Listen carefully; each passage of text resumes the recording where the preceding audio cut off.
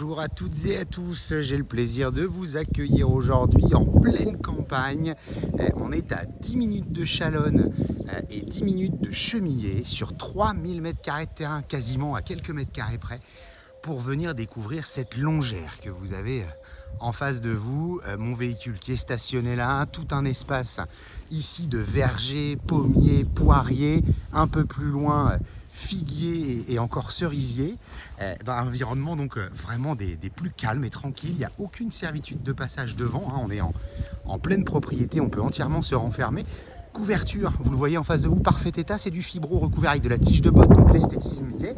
La façade qui aura certainement besoin peut-être d'être repeinte, retravaillée ou éventuellement piquetée. En revanche, vous distinguez que l'ensemble des menuiseries sont toutes en double vitrage PVC et volets roulants électriques partout. La façade est plein sud.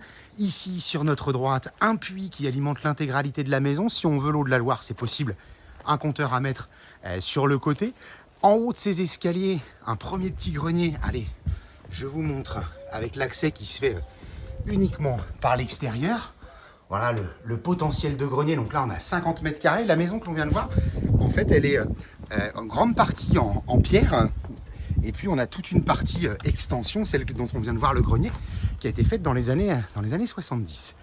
Passage sur le côté, pas de nuisance particulière. Un environnement, je le disais tout à l'heure, des plus calmes.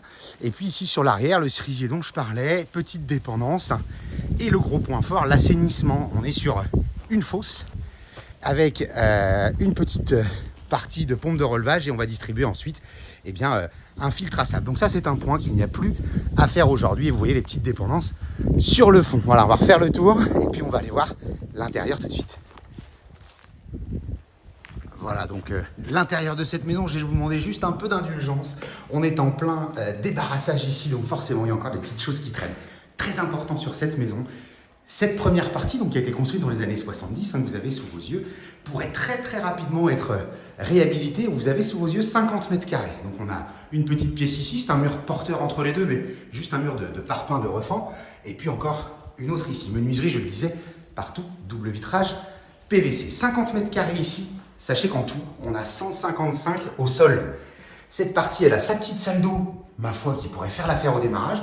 Et tout le reste, soit tout de suite le potentiel où on casse des cloisons, on agrandit un petit peu les choses. Toilette sur votre gauche, raccordée donc sur l'assainissement que l'on vient de voir. Et 3 pièces de ce côté-ci. Première ici avec les poutres apparentes.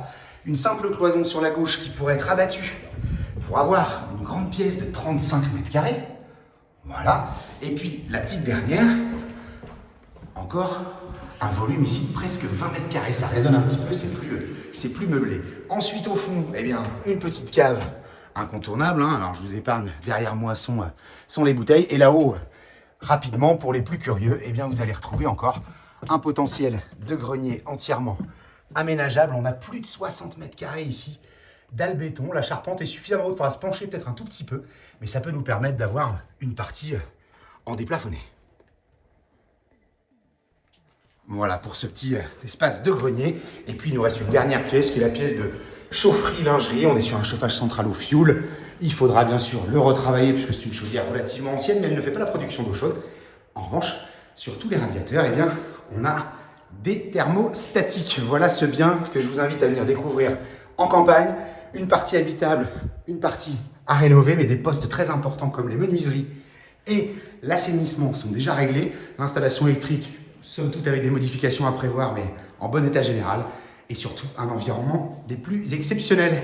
On vous retrouve toujours sur www.mbcimo.com et sur la chaîne YouTube MBC Imo. À très bientôt.